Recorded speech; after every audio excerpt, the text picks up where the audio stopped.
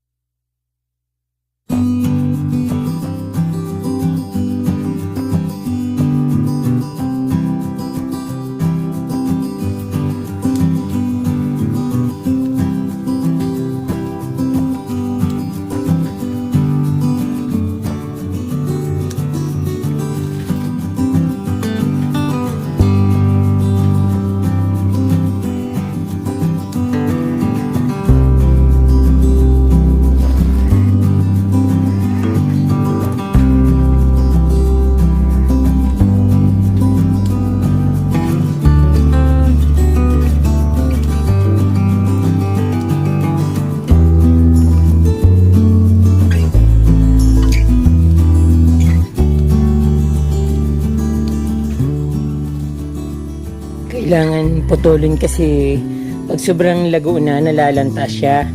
Parang nabubulok na yung mga dahon dahil hindi na sila makabuelo.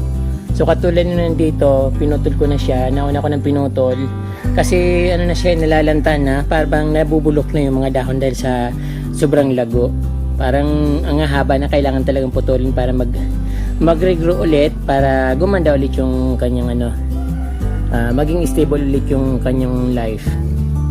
Ayun, pang ko na tong pang 3 beses ko na ito pinutol, napakabilis lumago yung kulay green. But yung variegated na kutsarita, mabagal siyang lumago, pero pag lumago naman sobrang gandang tingnan. Hindi ako makabiyahe ngayon kasi panay ang ulan, kaya yung garden ko muna yung inasikaso ko.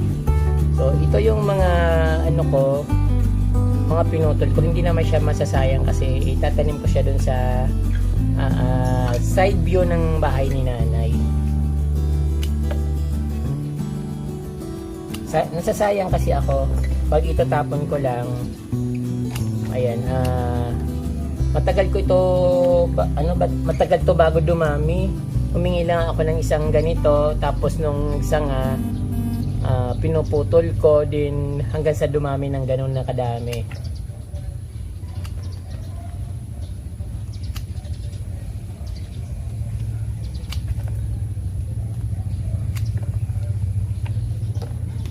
Actually, mas magandang pananim itong yung katawan niya na walang dahon.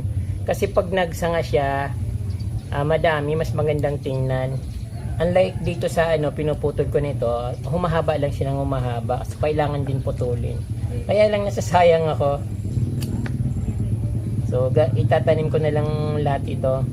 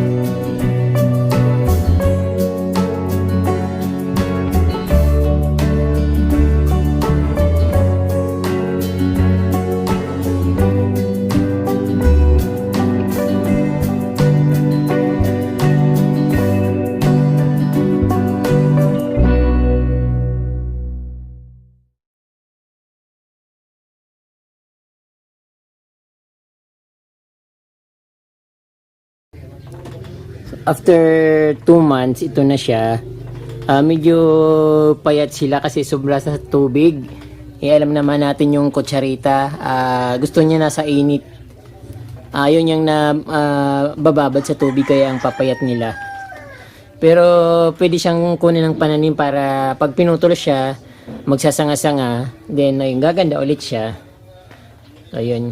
Yung variegated, tapos ito naman yung kulay green. Mas madaling dumami yung kulay green. Ayun, nabababad sila sa tubig kasi daanan nito ng tubig sa nilagyan ko na lang ng kanal sa tabi nila para yung yung tubig ba diretso dun sa sa kanal na papuntang ilog. So ayun.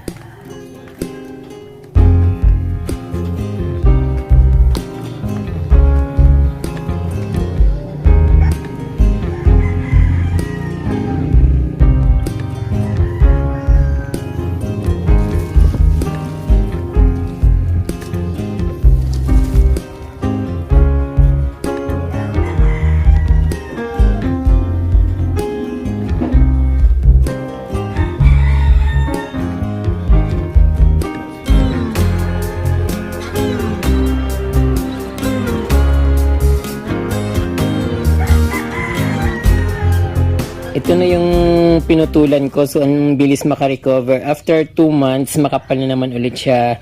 At yun na, tumatangkad na naman. Pati yung nandito sa puno ng ito yung kinalbo ko talaga ng gusto. Ayan na, makakapal na naman ulit. Tapos yung kulay green na, ayun, kutsarita, sobrang bilis niya dumami. Ayun, malapit ko na naman siyang putulan.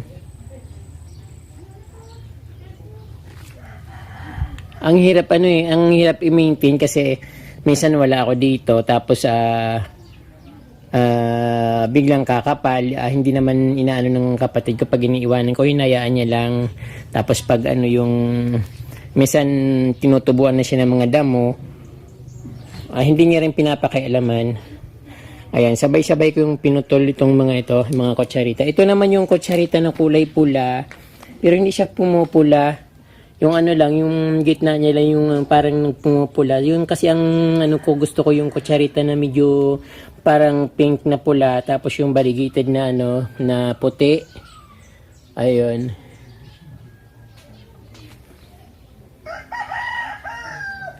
Ayun, sabay-sabay ko lang tong pinutol, pero yung nandito medyo tumagal siya, oh. Ayaw niya kasi ng sobra tubig. Nasa lapag ito, nasa baba, madalas nababasa. Yun, kaya yun, medyo matagal dumami. At pumayat siya, ayan, Para din siyang anong tawag din, parang African talisay yung dahon niya. Nakakatuwa.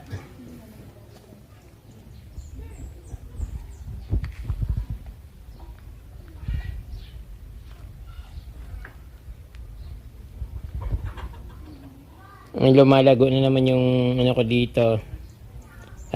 Halaman, kailangan ko ng putulin.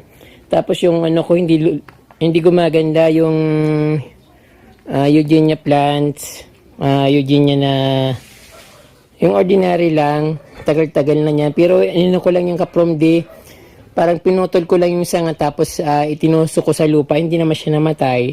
Pero nung nilipat ko siya dito, ang tagal-tagal yung lumago. Tapos yung variegated na Eugenia, hindi siya masyadong parang hindi maganda. Minarkot ko sa gitna para maitanim ko ulit siya sa maitanim ko ulit siya. Ayan. Sana gumanda na. At hindi ko alam kung paano siya pagandahin. Tumatangkad siya tapos siyempre natutumba dahil hindi naman malaki yung puno niya.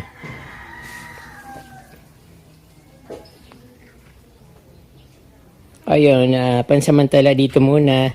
Kasi marami pa akong inaayos sa garden ko. Pero maraming improvement, maraming nababago.